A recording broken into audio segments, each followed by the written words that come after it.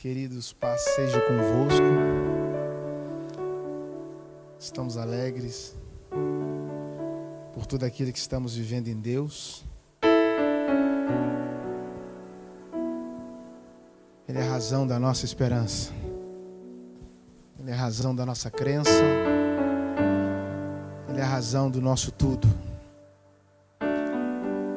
Jesus conta uma parábola que um homem recebeu 5 talentos, o outro recebeu 2 talentos e o outro recebeu 1 talento. E cada um recebeu segundo a sua capacidade. Então, você não recebe talento por ser talentoso, você recebe talento por ser capaz. Deus não te usa para te capacitar, mas Ele te capacita para te usar. Então, ao invés de você investir no talento, você precisa investir na sua capacidade.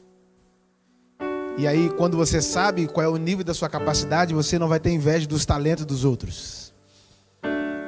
Um recebeu 5, outro recebeu 2 e outro recebeu 1. Ah, mas ele só recebeu 1. É melhor receber 1 do que não receber nada. E aí, o interessante é que o que tinha 5 granjeou mais 5, o que tinha 2 granjeou mais 2. E o que tinha 1 ficou com medo. Ele saiu, cavou um buraco e enterrou o talento. Quando ele cava um buraco, revelou quão raso ele era. Por mais profundo que seja esse buraco, ele enterrou a coisa errada. Ao invés dele enterrar o medo, ele enterra o talento. E abraça o medo. Então, quanto mais profunda era essa cova, mais raso era esse homem. Porque é melhor você sofrer por não ter conseguido do que se frustrar por não ter tentado. Ele poderia lutar para ganhar mais 1, mas ele teve medo de perder o que tinha. E cavou um buraco e enterrou aquele talento. E você precisa entender que há uma diferença entre o medroso e o talentoso.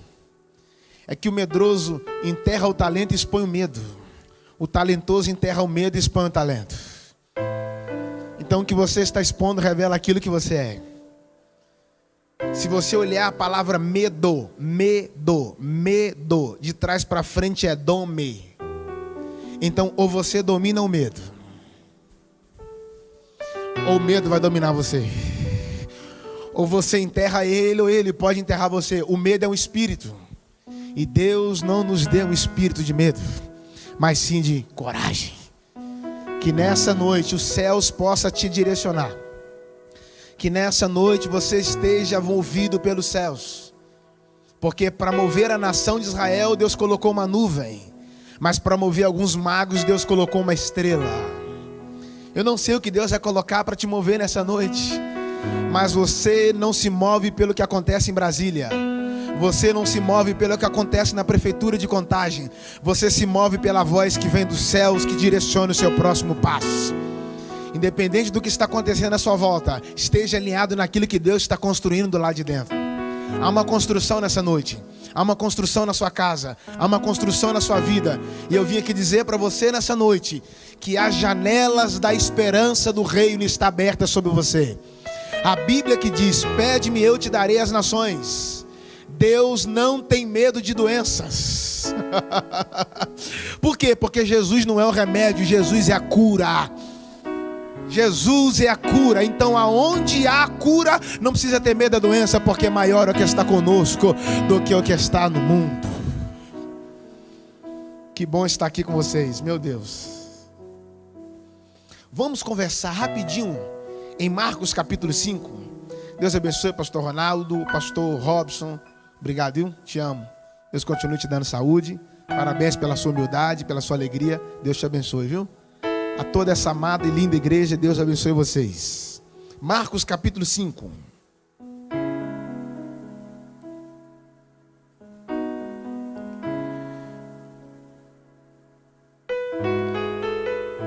Versículo 1. E chegaram a outra margem do mar, na província dos Gadarenos. E saindo ele do barco, lhe saiu ao encontro dos sepulcros um homem que tinha um espírito imundo, o qual tinha sua morada nos sepulcros, e nem com cadeias podiam alguém prendê-lo. Porém, tendo sido muitas vezes preso por grilhões e cadeias, As cadeias eram feitas por ele em pedaços, e os grilhões em migalhas, e ninguém podia amansá-lo. Versículo 5. E andava sempre de dia e de noite, clamando pelos montes e pelos sepulcros, e ferindo-se com pedras. Versículo 6. E quando viu Jesus de longe, correu e o adorou. Versículo 15, a gente para. E foram ter com Jesus, e viram o endemoniado que tivera uma legião, assentado, vestido e em perfeito juízo, então temeram. Quantos podem dizer amém? Há poucos dias atrás eu estive falando aqui sobre essa tempestade do capítulo 4. Jesus entra com seus discípulos no barco e vai para o outro lado. E no meio do percurso um temporal de ondas, de vento se levantou. E eu gosto disso porque as ondas se levantaram, o vento soprou, mas as ondas não tiraram o barco da rota. Por mais difícil que esteja, o vento pode estar balançando o seu barco, mas você não pode permitir que esse vento balance a sua fé. A minha vida não pode ser movida pelo barco ou pelas ondas. A minha vida tem que ser movida por Cristo. As ondas cresceram e parece que a fé dos discípulos diminuíram. E enquanto isso, Jesus estava deitado com a cabeça numa almofada. Aquela almofada não estava vazia. Por quê? Porque Ele não vai te usar sem antes te encher. Primeiro Ele te enche, depois Ele te usa. Traduzindo em miúdos, o que Deus está dizendo para mim e para você nessa noite é que você tem uma utilidade quando você está nesse barco. Que não existe pessoas aqui ou aí que não possam ser usados. Que na verdade Deus só começa a me usar quando eu paro de usá-lo. Quando eu entendo que Deus não é o meu objeto, mas quando eu entendo que Deus é o meu artífice. Que eu não tenho como preparar Deus para mim, mas tem como Deus me preparar para Ele. Eu sou o jardim dele. E aí a Bíblia diz que os discípulos entraram no barco e foram para o outro lado. Por que o outro lado? Porque só Ele tem a direção do seu próximo passo.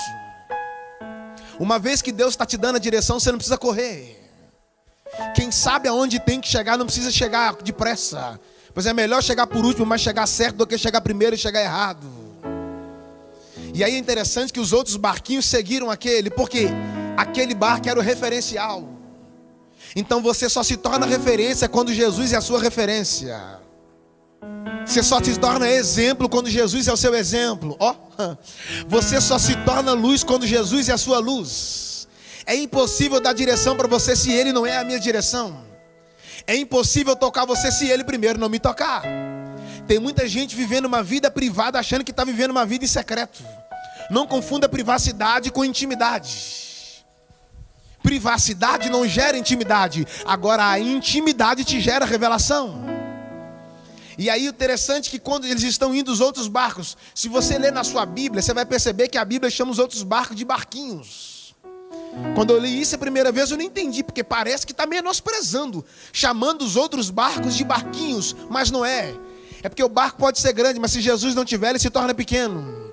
Agora o barco pode ser pequeno, mas se Jesus estiver, se torna grande. Então a grandeza do seu ministério, a grandeza da sua vida não é por causa de você, é por causa dele e você. Você não vence batalha por suas estratégias, você vence batalha por causa dele, que é o general de guerra. E uma vez que eu tenho Jesus no meu barco, eu não posso ter medo das ondas. Porque as ondas podem ser maior do que o barco, mas quem está dentro do barco é sempre maior do que as ondas.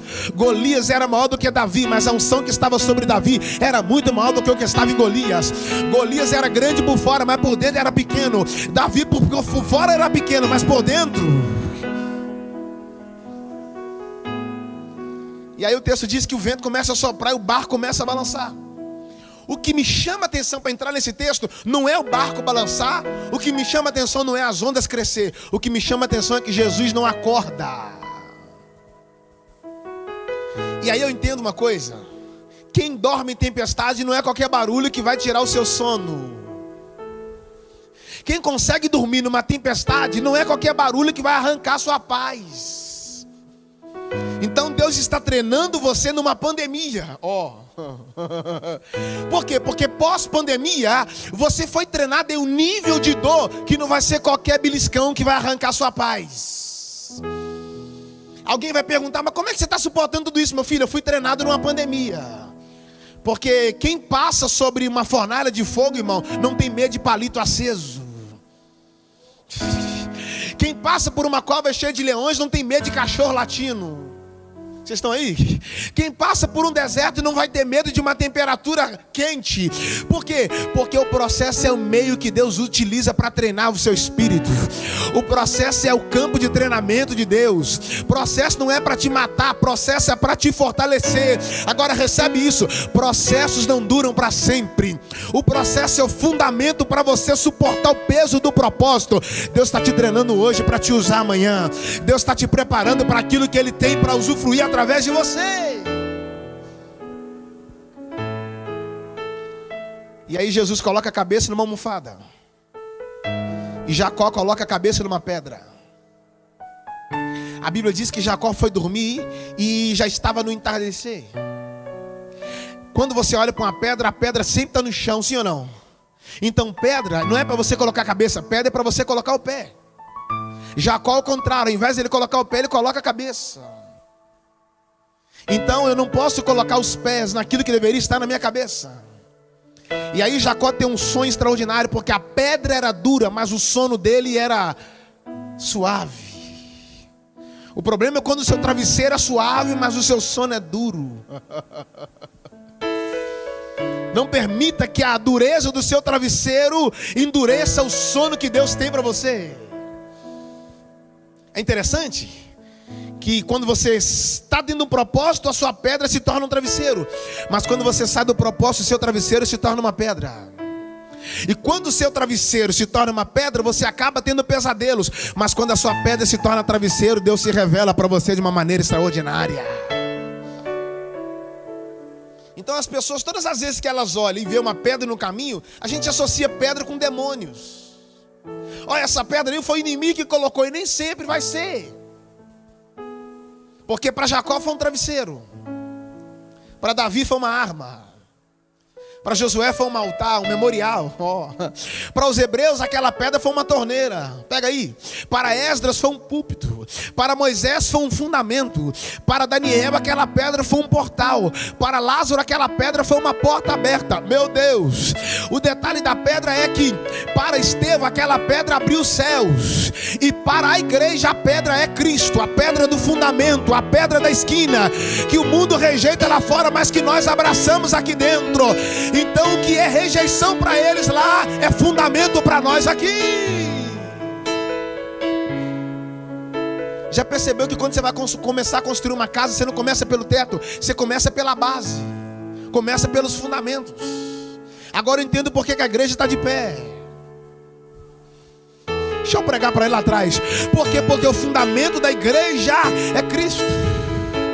É por isso que muitas casas estão caindo, mas a sua vai permanecer de pé. Por quê? Porque 1000 cairão ao teu lado, 10.000 à tua direita, mas tu não serás atingido. Não permita que a circunstância dite a sua fé, mas permita que a sua fé dê ritmo à sua circunstância.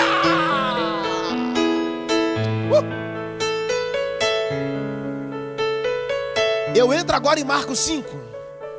O mais interessante do Marcos 4 ainda é o seguinte: não é Jesus mandar o vento aquietar, não é Jesus mandar o mar calar, não é Jesus dar direção para os discípulos, não é Jesus andar sobre as águas, não é Jesus multiplicar os pães. O que eu acho interessante nesse capítulo 4 é que, quando acabou a tempestade, a Bíblia diz que o barco estava quase cheio. Quem mandou o vento aquietar? Jesus. Quem mandou o mar calar? Jesus. Quem usou a almofada? Jesus. Quem deu direção para aquele barco? Jesus. Mas quem vai ter que esvaziar o barco? Os discípulos. Porque água dentro do barco não dá certo. O barco pode estar na água. O problema não é o barco estar na água. O problema é quando a água... Mordi até a língua aqui. Porque quando a água entra no barco, o barco fica pesado. E aí é um problema quando você está indo para a próxima dimensão, carregando águas das tempestades passadas. Você está querendo ir para o próximo nível, mas está carregando coisas do nível anterior. Aí você está na direção certa, mas está carregando coisas erradas. Aí você está carregando ainda mágoas de 2015.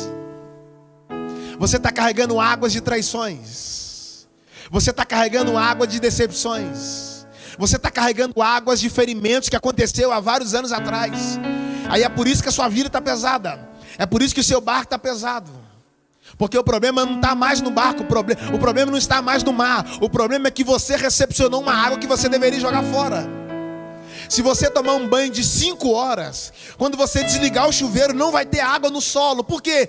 O banheiro tem um ralo, na qual a água do chuveiro escoa e vai embora. Já o barco não. O barco não tem aquela tampinha que você... e deixa a água escoar. Não!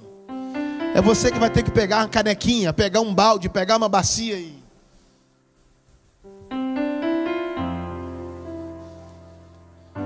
que senão tudo vai estar ruim para você. As águas encheram sua mente. Sua mente ficou pesada. Aí você está cansado, mas não é por causa do mar. É porque o seu barco está com águas desnecessárias. E aí eu acho que vale glória. Quando a água do mar entrou no barco, a água da vida já estava lá dentro. Porque a água do mar é suja, mas a água da vida... a água do mar te leva para baixo, mas a água da vida te leva para cima. A água do mar te contamina, mas a água da vida te purifica. A água do mar, ela pode gerar morte, mas a água da vida... oh my God, vocês estão aí ou não estão? A água do mar é poluída, mas a água da vida é santa, pura, limpa.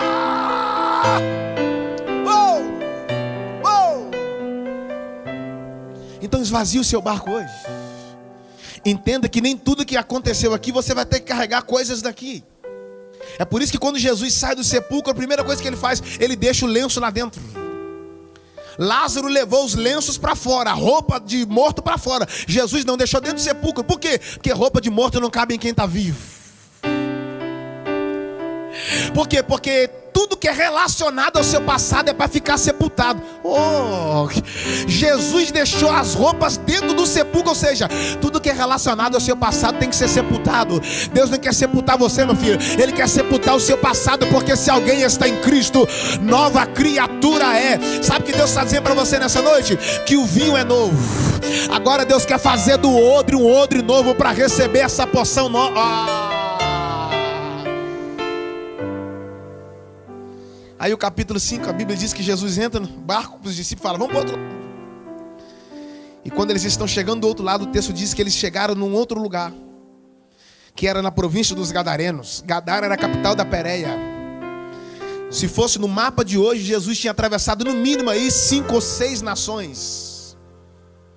E aí o texto diz que quando chegou do outro lado, o texto diz que ele desceu do barco. Ele não caiu, ele desceu.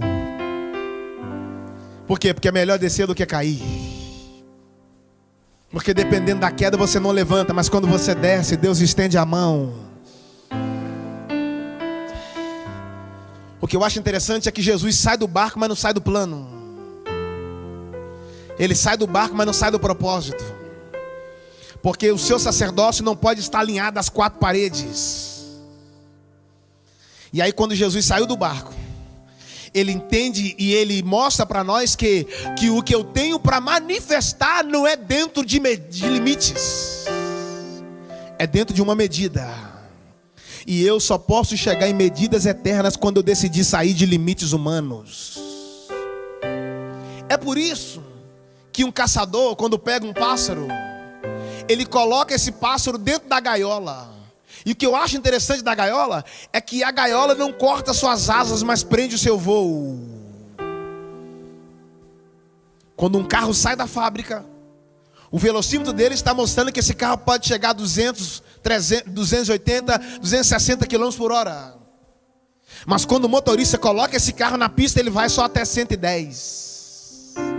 Mesmo sabendo que esse carro tem potencial de ir a 220. Mas as placas da vida falam, não, você pode ir só até 110.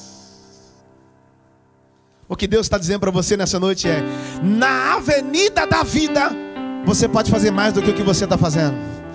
Na avenida da sua chamada, você pode produzir mais do que o que você está produzindo. Na avenida do seu ministério, Deus está dizendo: eu não estou te limitando, porque o céu não tem limite. Deus está arrancando você dos limites humanos e está te introduzindo nas medidas eternas. Oh, mas alguém deu um glória ali. Lá vai, lá vai, lá vai. Deus não está quebrando as suas asas, Deus está quebrando as suas gaiolas. Porque a gaiola te mantém perto do caçador, mas as asas te mantêm perto do Criador. Porque os que esperam no Senhor renovarão suas forças, subirão como asas como de águia, correrão e não se cansarão, caminharão e não se fatigarão.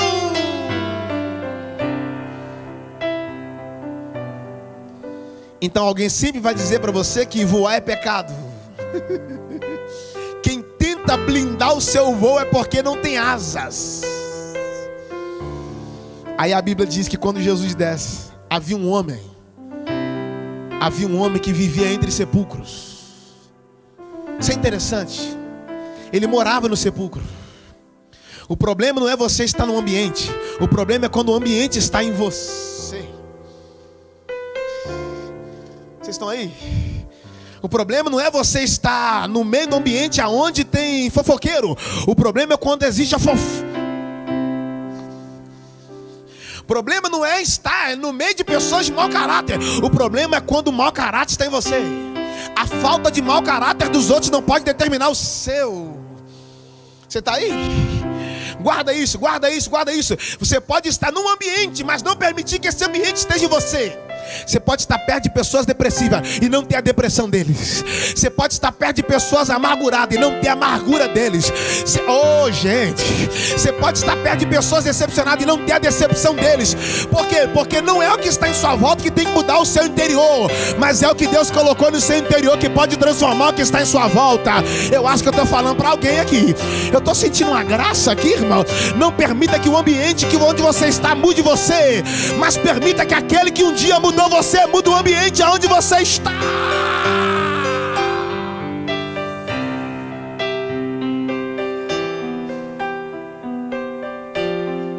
Ele vivia entre sepulcros. Vou começar a encerrar. Ele vivia entre sepulcros. Isso aqui está errado, porque ele é uma pessoa certa vivendo, porque sepulcro é lugar de coisa morta, e tudo que morre tem que ser em. Se alguém morrer hoje e enterrar hoje, amanhã já é passado. Não sei se é no Evangelho de Mateus ou de Lucas, mas diz que esse homem revirava sepulcros. Então aqui me deu uma ideia, que sepulcro é lugar de coisas passadas. Então quando você mexe no passado dos outros, você está abrindo um portal para alguém mexer no seu. Porque qual é o maior mal do século? A síndrome da ansiedade e a depressão. E você já percebeu que ninguém fica depressivo pelo que vai acontecer? Nossa, amanhã eu tenho que acordar cedo. Nossa, amanhã eu tenho que pagar aquela conta. Não. A gente fica depressivo pelo que aconteceu, pelo que alguém falou, pela alguma situação que aconteceu. E ninguém fica com a síndrome de ansiedade pelo que aconteceu. A gente fica ansioso pelo que... Aí vem Deus, que não quer mexer nem no seu passado nem no seu futuro, mas quer mexer no seu presente. Porque Ele está dizendo: só eu posso curar você do seu passado, restaurar você no seu presente, para reconstruir o seu futuro. Vocês estão aí ou não estão?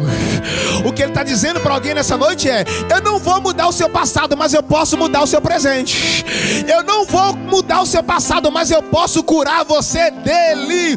O seu passado só vai servir de experiência. Agora o seu presente vai servir de preparação, e o seu futuro vai servir de uma administração.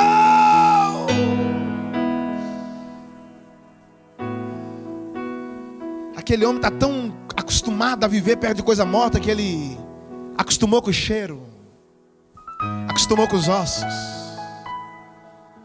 E aí é interessante que a Bíblia diz que ele era amarrado em correntes. Isso aqui é interessante, porque correntes não fala de autoridade. Corrente fala de falta de autoridade. Por quê? Porque quando eu não tenho autoridade para expulsar, então é mais fácil amarrar. Já que não temos como libertar esse homem, então é melhor amarrar ele. Porque a maior corrente não é a do corpo, a maior corrente é a da mente. Tem mais pessoas presas na rua do que dentro da cadeia. Por quê? Porque o maior projeto do inimigo não é amarrar o seu corpo, mas é prender a sua mente. Porque ele sabe, a mente é o governo. Quem governa a sua mente, governa o seu coração. Quem governa a sua mente, governa você.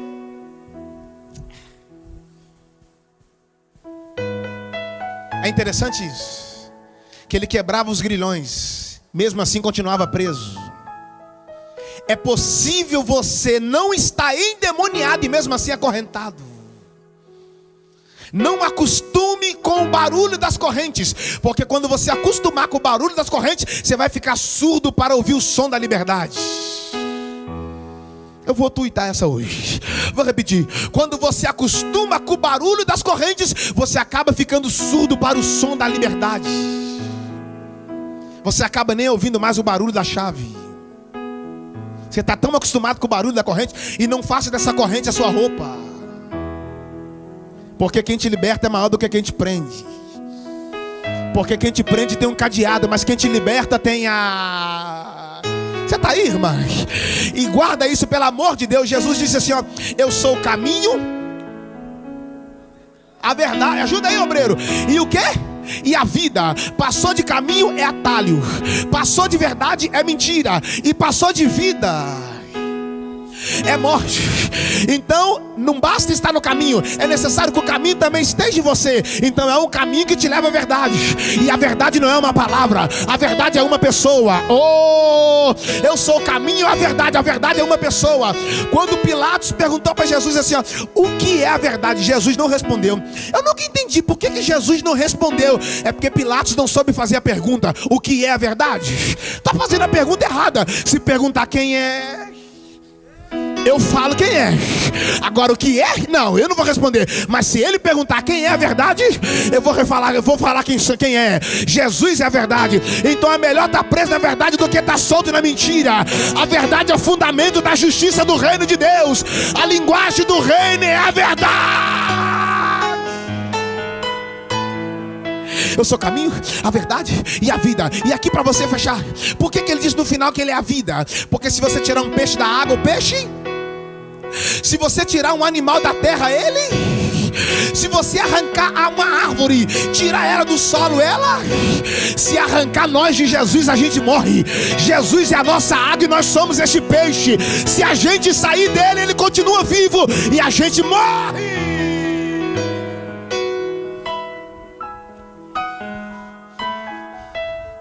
Por que ele diz: eu sou o caminho, a verdade e a vida? Tenho mais 10 minutos. Caminho, verdade e vida. Por quê? Caminho, verdade e vida. Porque lá no Éden, a serpente chegou para Eva e falou assim, ó: come do fruto, você vai ser igual a Deus. Ela já era. Quando ela comeu do fruto, deixou de ser quem era e passou a ser quem não deveria ser. Por quê? Porque nem tudo que você tem acesso, você tem que colocar a mão. Porque aquilo que está adoçando seus lábios pode amargar sua alma. Então houve uma mentira. Quando comeram do fruto, morreu. Essa mentira gerou uma morte.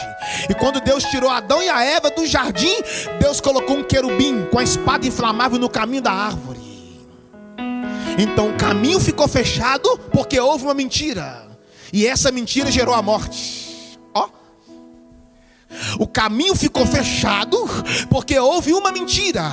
E essa mentira gerou a morte. Aí chega Jesus e diz: eu sou o caminho. Se lá no Éden o caminho ficou fechado, na cruz o caminho foi aberto. Então Jesus está dizendo: eu sou o caminho aberto, eu sou a verdade absoluta, e eu sou a vida. Ai, gente, é por isso que Jesus não é o segundo Adão, ele é o último Adão. Por que ele é o último Adão? Porque depois de Jesus não precisa de mais Adão, não. Porque tudo que o primeiro Adão fez de errado, o último Adão fez certo. O primeiro Adão comeu do fruto e morreu. O último Adão falou: eu sou o próprio fruto, quem comer de mim não morre, mas terá... Oh meu Deus, o primeiro Adão morreu e Deus vestiu ele com pele de cordeiro. O último Adão é o cordeiro que Deus vestiu ele com pele de homem. O primeiro Adão entrou vivo no Éden e saiu morto. O último Adão entrou morto no sepulcro e saiu vivo. A nossa esperança está viva, a nossa fé está viva, porque Jesus está vivo.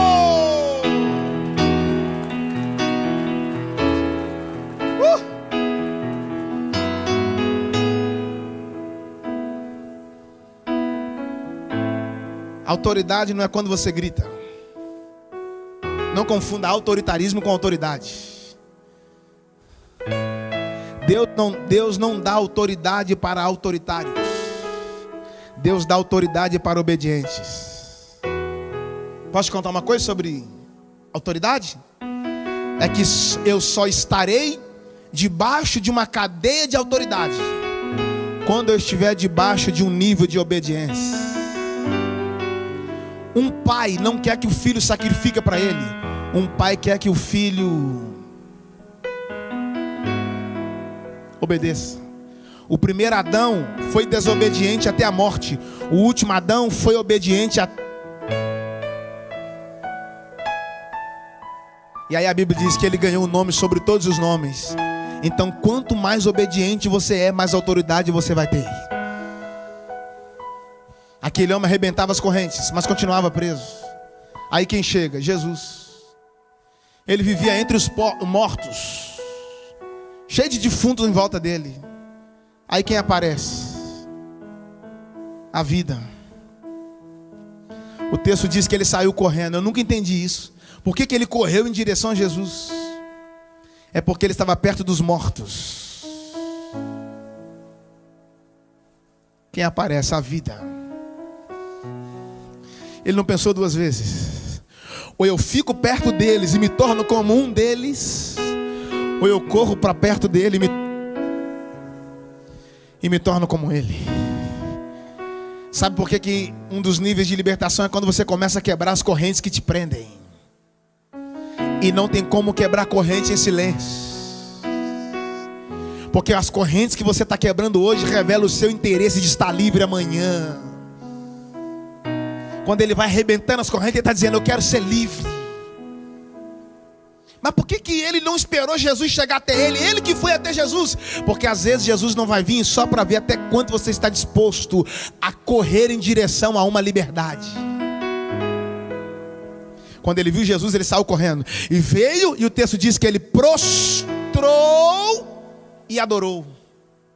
Como assim? Deus não recebe adoração de demônios? O que eu entendo é que aquele homem não ficava endemoniado 24 horas por dia. Em um momento de lucidez, ele dá de cara com Jesus. E quando ele viu, só me resta fazer uma coisa: adorá-lo.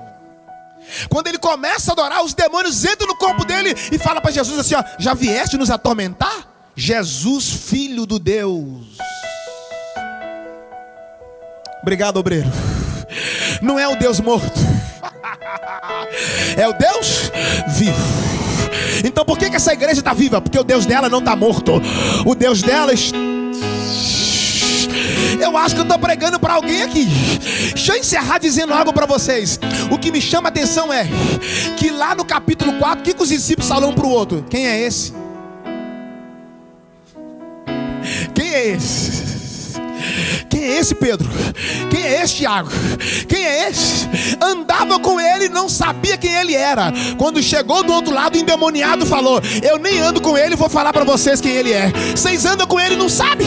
Eu nem ando e vou falar para vocês quem ele é. Ele é Jesus, filho do Deus vivo. Ele é, irmão, o mundo lá fora só vai saber quem Jesus é através da igreja.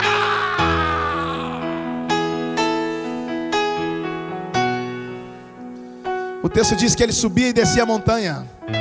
Ele estava nu, sem roupa. Nudez na Bíblia é vergonha. Quando ele está no monte, o que o inimigo está fazendo com ele? Está expondo a sua nudez publicamente. E outra, nem todo mundo que está em cima foi Deus que levantou. Ele está lá em cima todo nu, sem roupa. E o texto diz que ele pegava a pedra e feria o seu próprio corpo. Olha que coisa. Porque uma coisa é quando as pessoas te ferem, outra coisa é quando você mesmo se fere. Aí quem aparece? A pedra. Porque se a pedra de baixo estava abrindo ferida nele, a pedra de cima vem para fechar essas feridas e fazer ela se tornar uma cicatriz. Porque cicatriz é uma vitória de uma ferida que estava aberta e não está mais. Oh meu Deus, o que Deus está dizendo é: a cicatriz não revela para onde você está indo, a cicatriz revela de onde você está vindo. Isso significa que as feridas de ontem não foram suficientes para te matar. Aí os demônios entraram naquele homem, era uma legião. Uma legião tinha aproximadamente 6.000 soldados. Então havia aproximadamente 6.000 demônios dentro daquele homem. Aqui vale um glória, que aqui prova que o reino de Deus é mais poderoso que o império das trevas. Por quê? Porque para o diabo prender um homem tem que mandar 6.000. E para Deus guardar um crente ele só manda um anjo. Para o diabo matar um homem tem que mandar uma legião. Agora para Deus salvar o mundo inteiro mandou apenas o seu filho amado, em quem me comprar.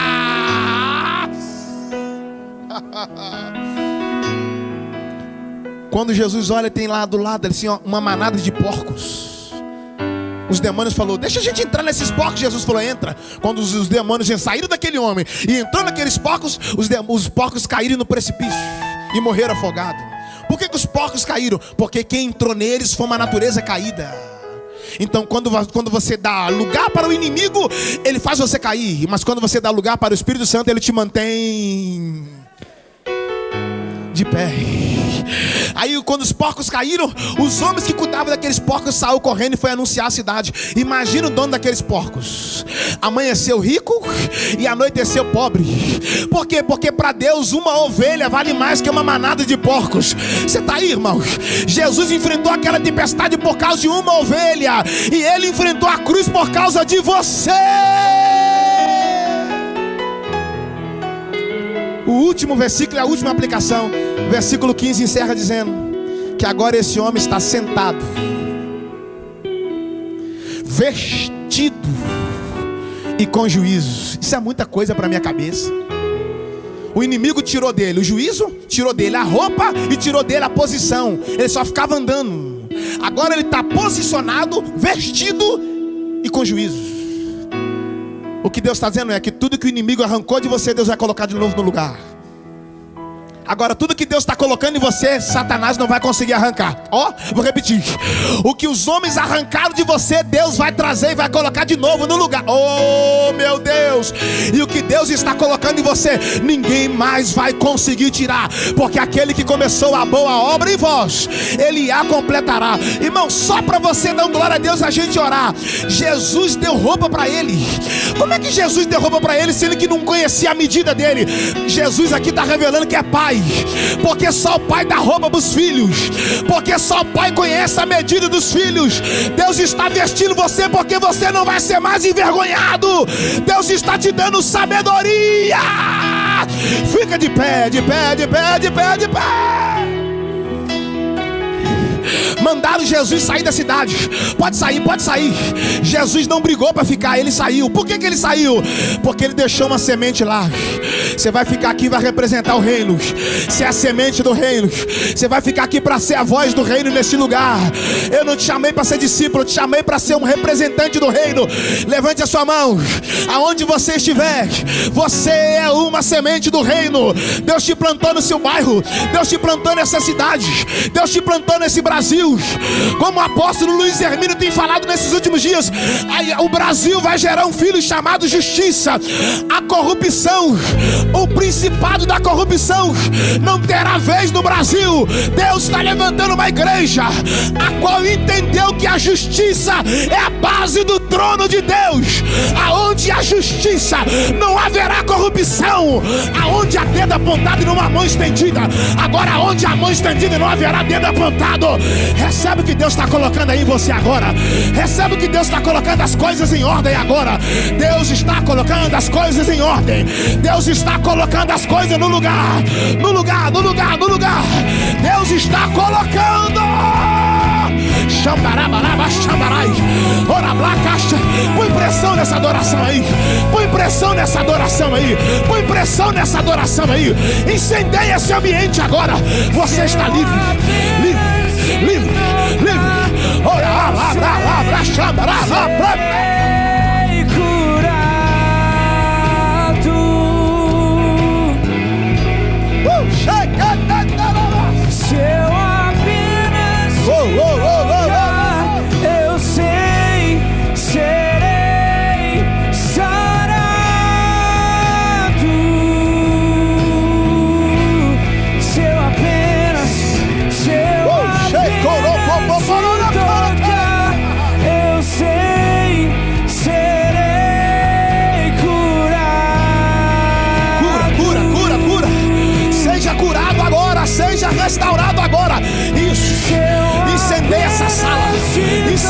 esse ambiente. Incendeia essa sala hoje. Põe fogo nessa lareira aí. Põe fogo nessa lareira aí. Põe fogo nessa lareira aí. Aonde abundou o pecado, superabundou a graça.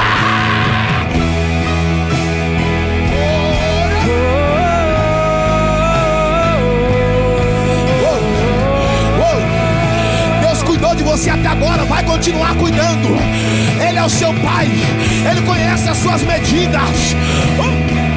Tu és um Deus fiel, tu és fiel, fiel, Jesus. Se eu apenas te tocar, eu sei, serei sarado.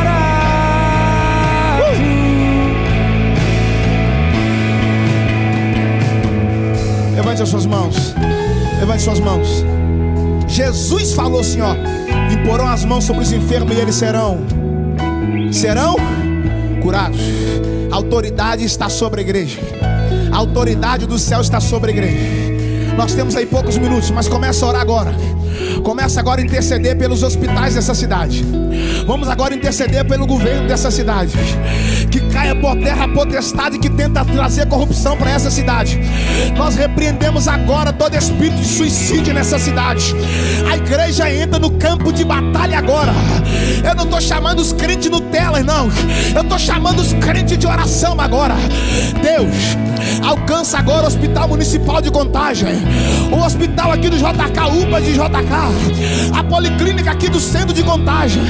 Entra agora naqueles corredores, esses pulmões que estão quase parando, vai tocando agora. Nós liberamos vida para essa cidade. Nós liberamos vida para Belo Horizonte. Nós liberamos vida para o estado de Minas Gerais. Nós liberamos vida para o Brasil. A igreja é um agente de cura. Deus estabeleceu a igreja com essa autoridade agora. Suicídio, nós te ordenamos agora. Sai da vida desse jovem, sai da mente dessa moça. Espírito de vida, ossos secos, ouve a palavra do Senhor. Junte cada osso a seu osso, em nome de Jesus. Traga prosperidade para essa nação.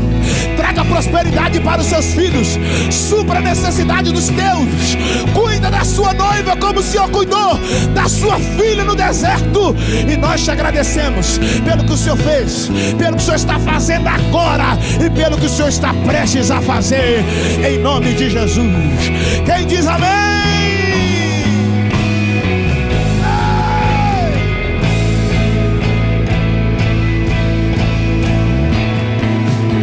O Brasil vai viver a maior colheita de almas da história. Vou repetir. Brasil vai viver a maior colheita de almas da história. Por quê? Porque aquela tempestade foi o inimigo sabendo: o Salvador está vindo com a salvação aí. O Salvador está vindo com a salvação. Os ventos não vão tirar Jesus de alcançar os seus, sua família. Eu e a minha casa serviremos ao Senhor. Eu e a minha casa serviremos ao Senhor. Que Deus te leve em paz. Que a boa mão do Senhor esteja sobre a sua vida. Que a graça do Senhor Jesus Cristo esteja sobre você. Que o amor de Deus Pai esteja sobre a sua casa. E que a doce consolação do Divino Espírito Santo esteja sobre a sua vida, hoje e sempre, em nome de Jesus. Deus abençoe vocês. Vão em paz. Deus guarde a sua casa. Deus guarde a sua vida. Deus guarde essa casa, o pastor Ronaldo. Deus guarde o ministério Recomeçar, em nome de Jesus.